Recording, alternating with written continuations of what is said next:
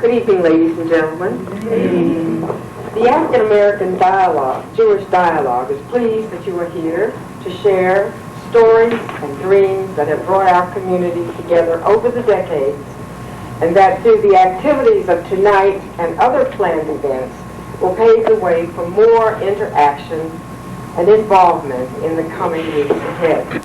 Our panelists this evening will be first the Honorable Todd Kaufman, Judge of the 13th Circuit Court of Kanawha County, beneficiary of parents who are devout human rights activists and who left a legacy and a sterling model for their son, who has steadfastly committed himself from childhood to the present time to the perpetuation of their dreams for the beautiful community envisioned by Dr. Martin Luther King, Jr.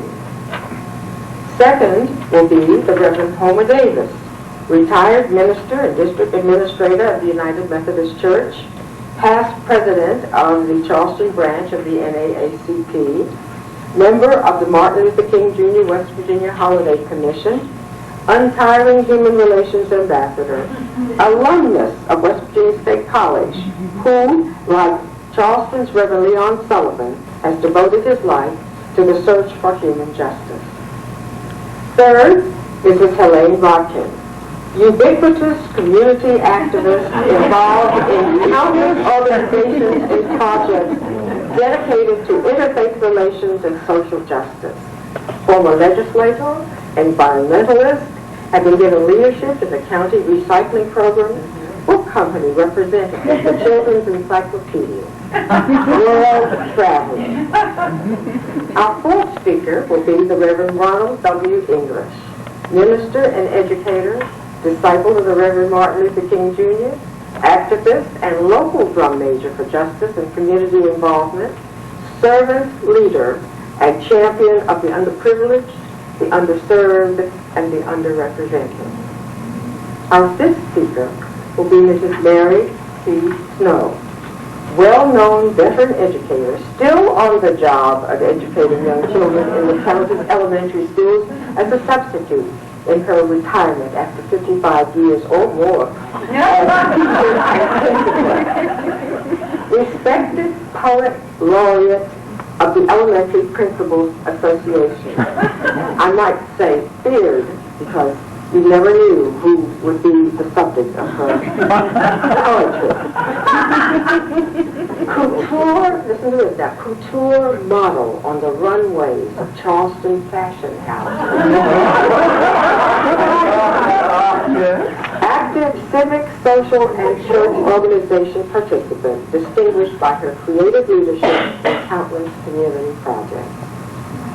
Our last speaker will be Mrs. Betty A. Hamilton, former commissioner of the West Virginia Human Rights Commission, distinguished by her dedication as a human and civil rights activist, long recognized for her exemplary record of involvement in the ongoing struggle for justice and equality, charter member and participant in the Panel of American Women, an integrated, culturally diverse group influential in breaking down the barriers of hate, racism, and segregation in the local community. Ladies and gentlemen, greet our panel, if you will.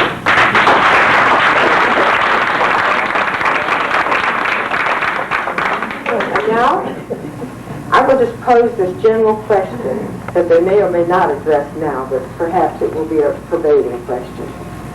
What are your strong memories of the shared connections between the Jewish and African American communities? Memories that perhaps bring us together this evening. I do truly feel a beneficiary with this group at the head table and most of you here tonight.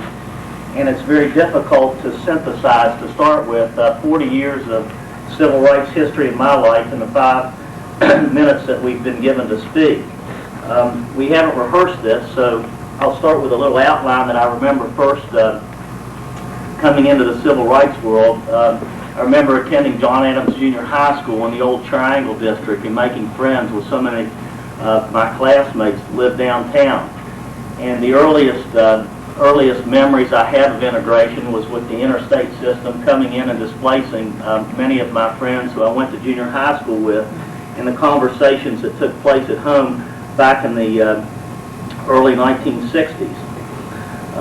From that time on, I think I was aware of the relationship between housing and my friends that were being displaced. I remember my parents talking about civil rights, my father's record in the legislature and the state senate and the struggles that he went through with the passage of the Human Rights Act. I remember the issues with the diamond and integrating the lunch counter there.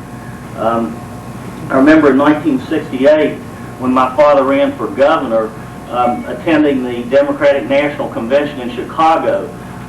He was one of the active delegates for a peace plan in the Vietnam War.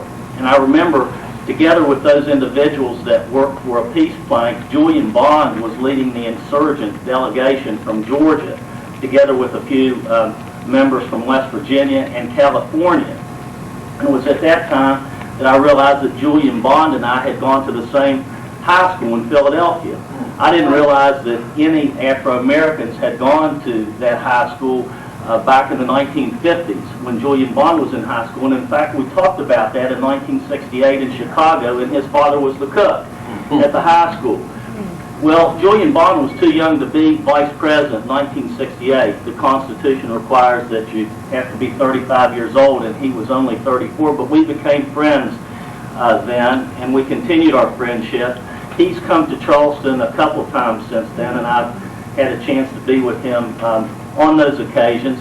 He now, as you know, is the president of the NAACP, and we keep in touch. But that friendship has been a 35-year friendship with him, and it started through this opportunity to meet him and to collaborate on a struggle of peace through my father in 1968.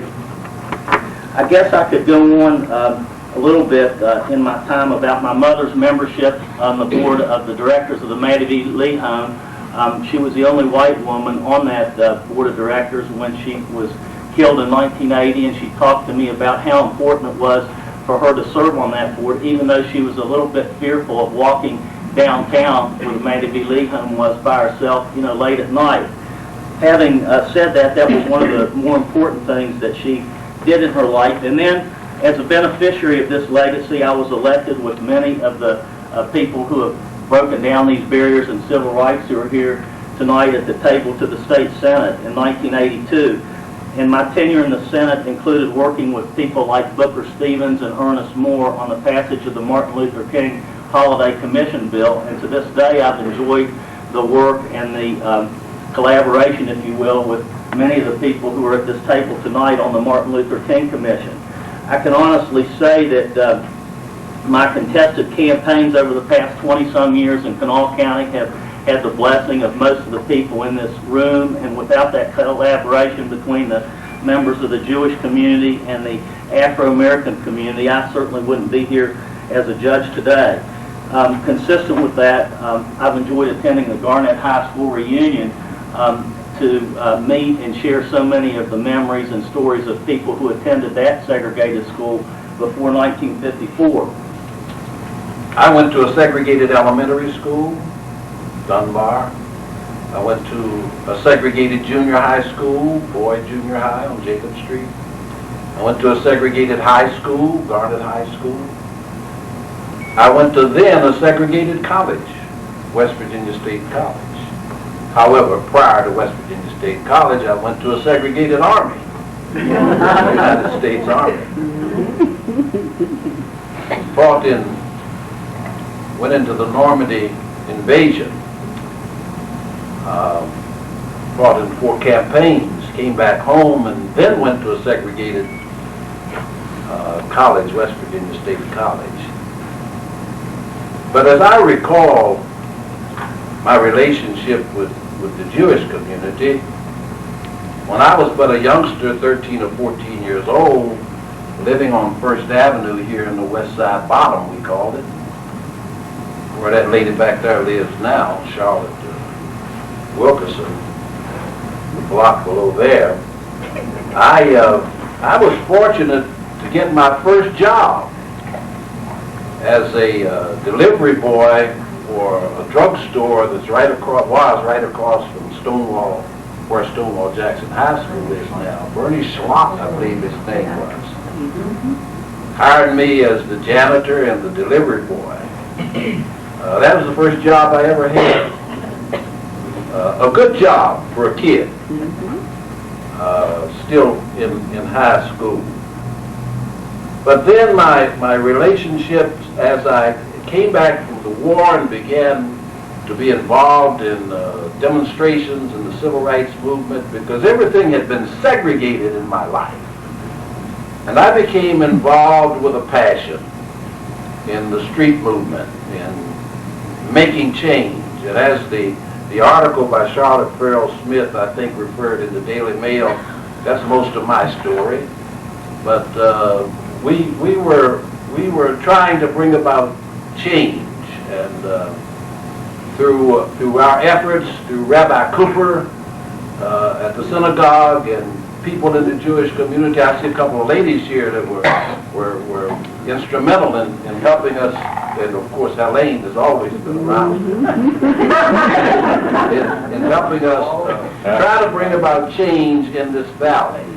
Significant thing about it was we were successful because of the coalition that we built between the synagogue and our churches and our people in the community, as well as, I have to say, organized labor. And with that coalition, we were successful. I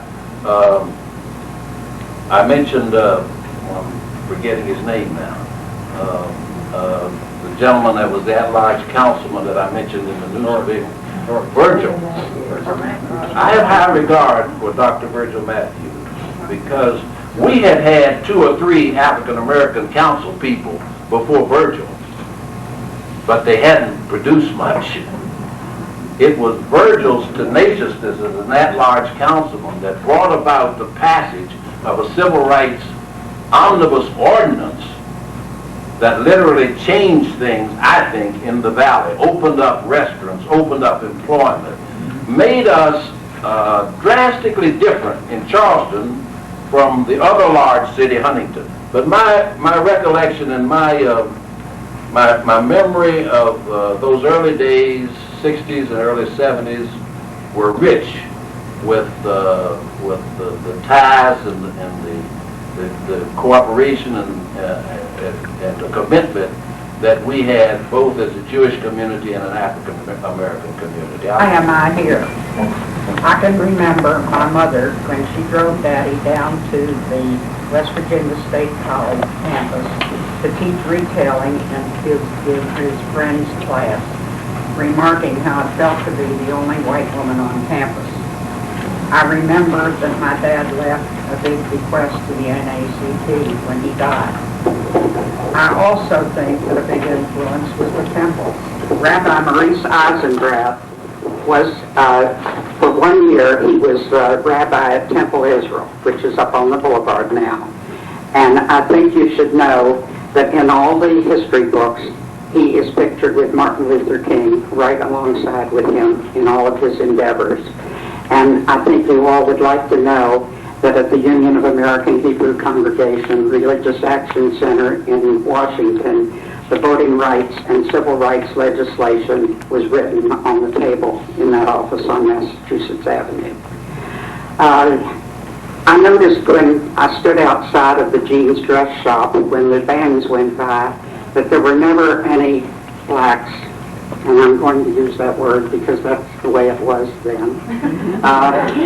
There were no black faces in any of the bands, and I don't think there are very many anymore. I do remember when Paul Kaufman called me, and he was the Anti-Defamation League chairman for West Virginia, and said that he could not go to a meeting of the Nurses Association Interfaith meeting at the Daniel Boone Hotel. Would I please go and share with them what the Anti-Defamation League does? Of course, the ADL is the education wing and develop all sorts of educational materials.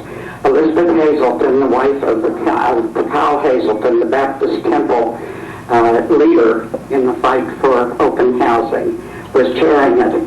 And when it came to Elizabeth Gilmore, who represented CORE, This is what really got me. She said, how would you feel if your beautiful, talented, brilliant daughter was not allowed to be a majorette because the color of her legs would spoil the line? That got me. This was the time when the triangle was being destroyed. And I do remember when Ann Williams, the president of the Kanawha Valley Council on Human Relations, and I met with someone from Washington and Charleston. And among other things, I remember begging that Shiloh Baptist Church and Metropolitan Baptist Church be left alone. And they're still here. That was the time when restaurants and hotels and housing was not open. And I am so proud to remember the three members of the temple, the Blossom Dairy, the Sloman family. They never dreamed that it wasn't right to sell anybody who wanted to eat. The Greenbrier Garden Department, which never thought that they would deny occupancy to anyone who wanted to be in.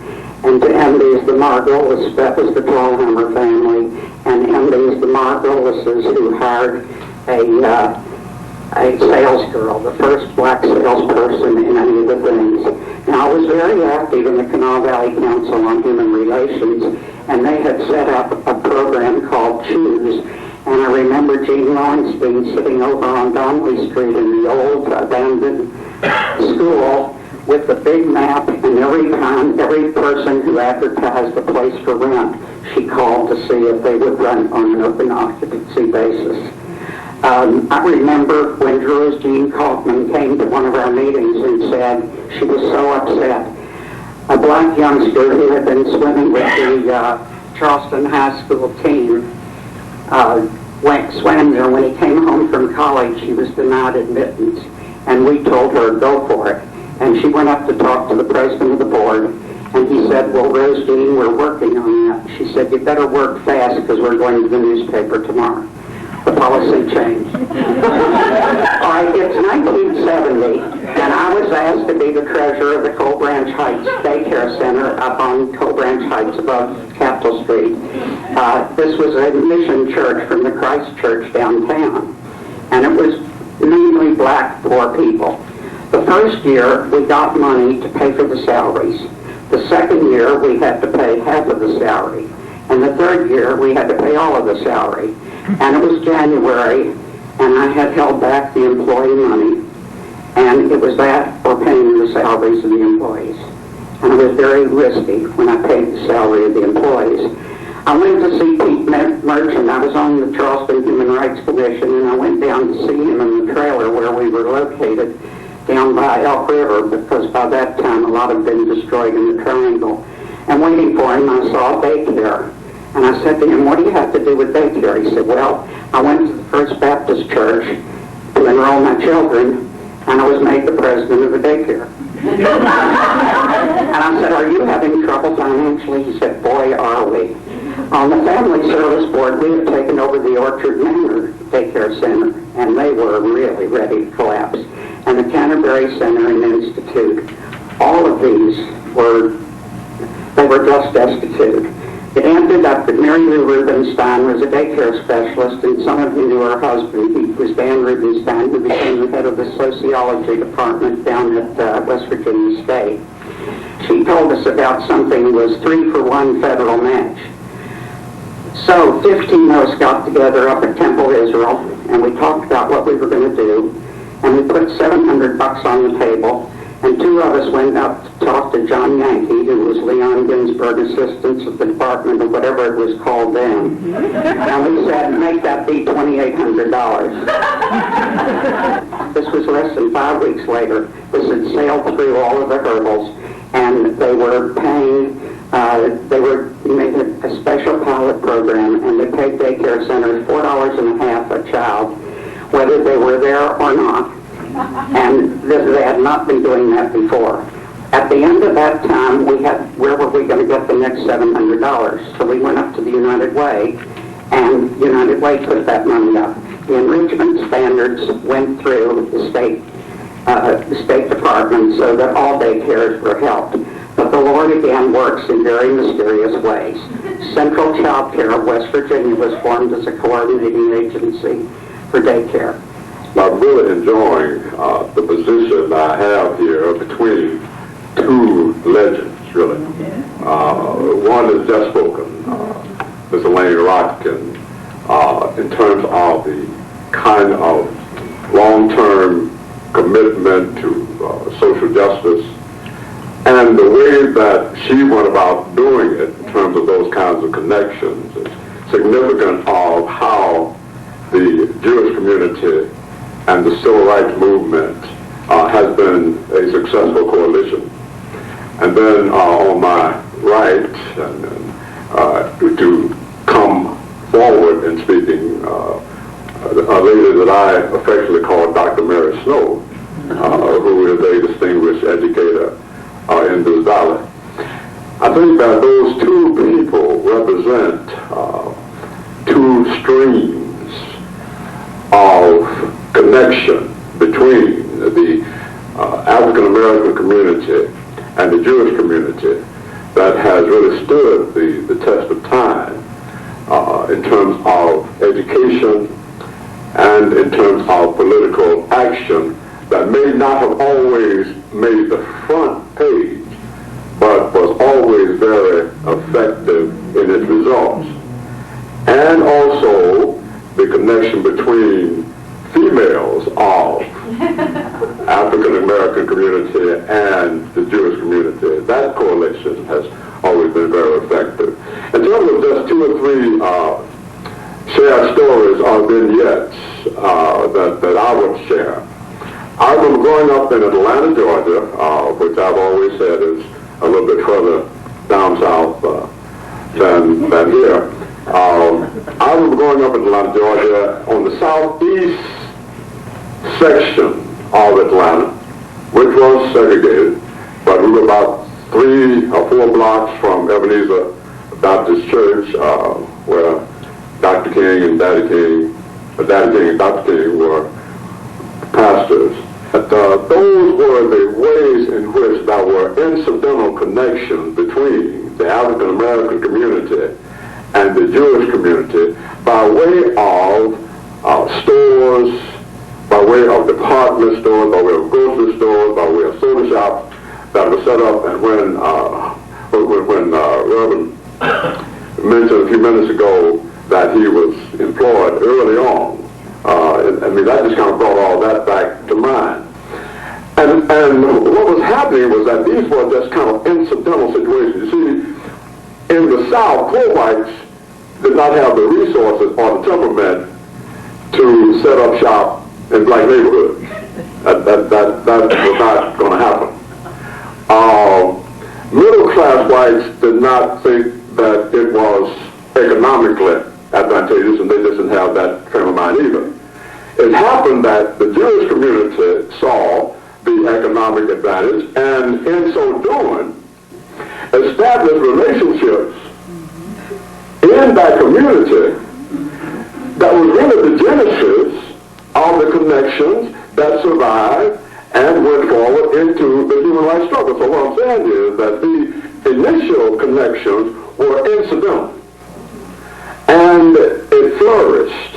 And then there was a sense of a shared story. There was a sense of a shared struggle.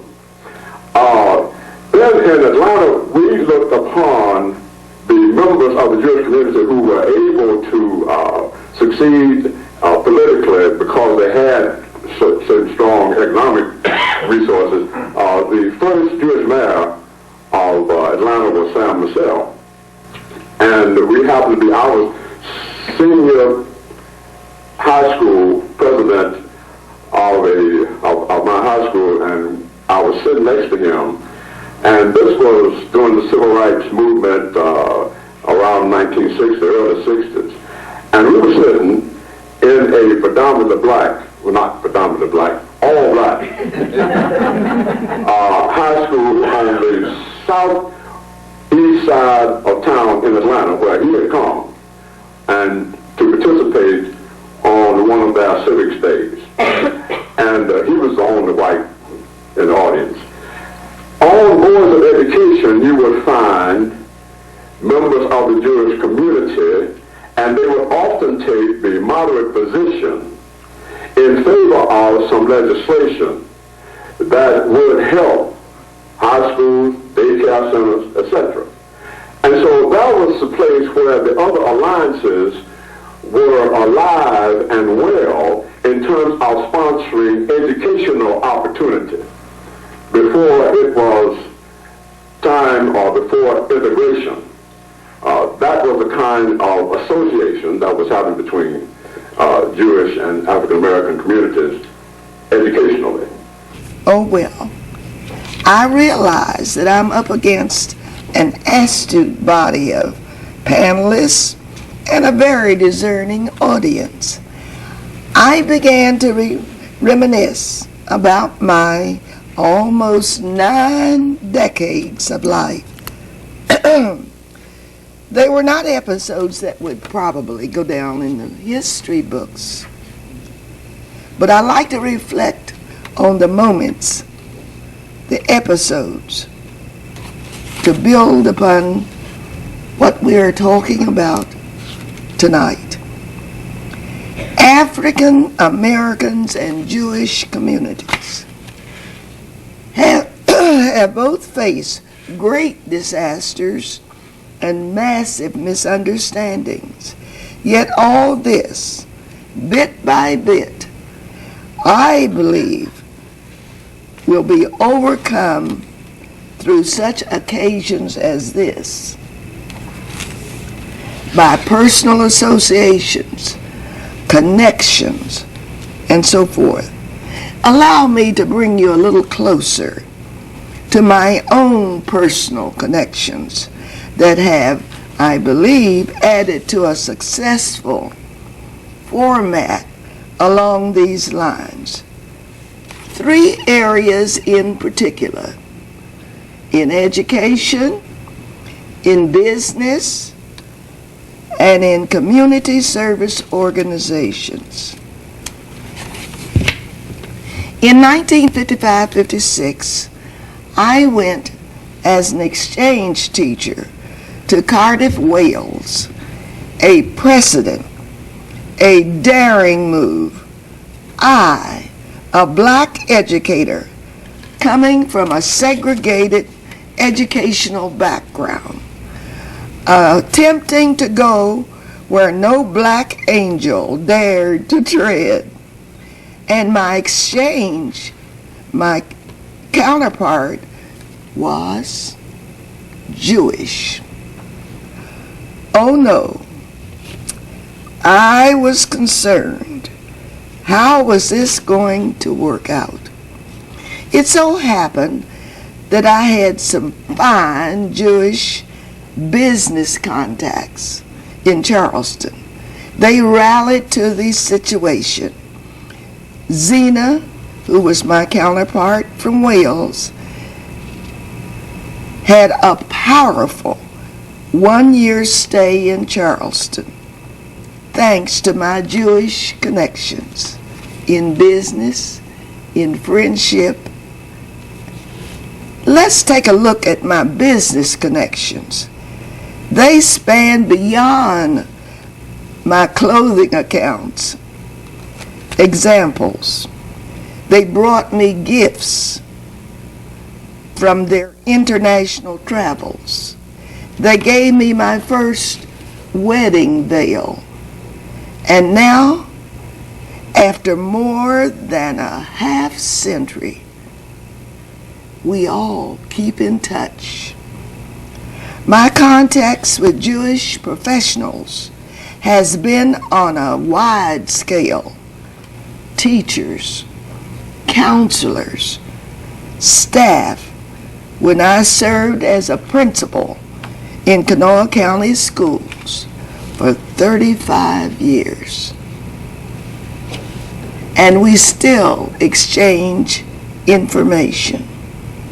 My lawyer, Milton Coslow, is more than a lawyer. He keeps up with my family and my commitments in the broad society. Not just legal advice, but in everyday matters. Now let's look at my organization connections. For many years, Helene Rodkin and I have worked together in the American Association of University Women and other community affairs. She even trusts me to drive her home occasionally. I feel that these three areas, business, professional, and community contacts, are wonderful ways to break down myths, to vitalize wholesome human relations. Togetherness. We may not always see eye to eye, but we can walk hand in hand. These are Lucille's words. She had formed panels, the function of which was to have women speak on their personal experience with prejudice and discrimination. These were spreading in the Midwest, and Mr. Glatt thought we needed a panel of American women here. In most places, the panel consisted of a black woman and 3 white women, a Catholic woman, a Jewish woman, and a WASP, in white Anglo-Saxon Protestant. In some places, depending on the makeup of the community, Mexican and Spanish women were participants. What did the WASP speak about? Mostly, she told of her ignorance of the problem and of her isolation from the diverse community. When Esther Brown came to Charleston, a few of us went to the airport to meet her. In that small group was the mother of Judge Todd Kaufman. That afternoon, we sat down to learn all the details of starting a panel here. It was soon obvious that we would need bright, articulate women with a good stage presence. We also needed a moderator for each panel who could handle questions from audiences. Sometimes those questions were hostile, but not often. The women would have to write a 5-minute script that had major impact but no tears. She didn't like this, but I remember that I was a real pain in the you-know-what about these speeches. I kept saying, we've got to just change this just a little bit. And we really worked on those speeches, and they were quite good. Then we publicized the meeting at the YWCA, and a large crowd attended. The purpose and the plan were explained, and we asked for volunteers to submit scripts. Then we edited carefully. Well, she does say. Every script was, we edited every script we received. We started with one panel. After we had notified PTAs, church groups, clubs of all kinds, word of mouth soon spread, and before long, we had 4 panels speaking at least once a week. So there were 20 women involved in this project. Sometimes the moderator would serve more than one panel. They spoke at night, they spoke in the daytime, all across the county. This went on for months.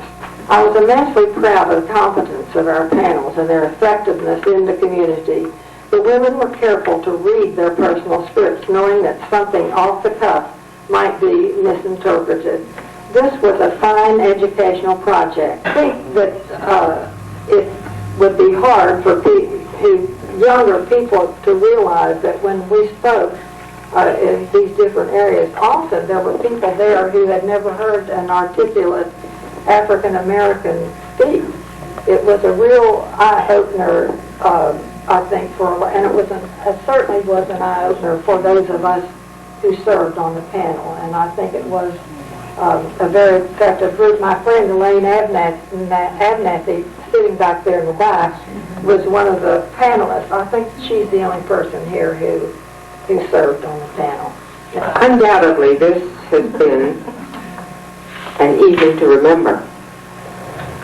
An evening that has opened up memories.